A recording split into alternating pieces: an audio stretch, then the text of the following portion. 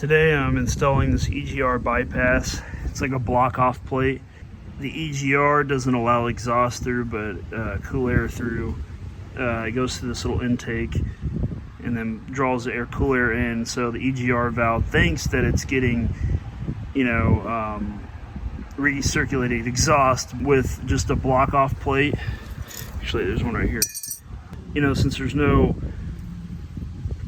kind of flow through the exhaust, it was throwing the EGR valve off and throwing codes on the computers. My issue with it is it turns traction control off when it throws the code.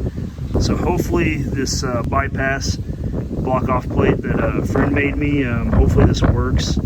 I found this online on a TL form, and the gentleman said it fixed his issue, so we'll see.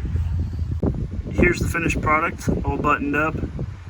Now I just need to test and see if that code comes back. I'll just keep an eye on it. If it doesn't, traction control doesn't turn off on its own, then I'll know that the EGR bypass here is doing its job. Behind me here I have my Honda Odyssey that I put the EGR bypass on a few months ago. It's been running great. It hasn't thrown in a code for EGR, neither traction control, so I'd have to say it works. I thought I'd give you an update and let you know how it was doing.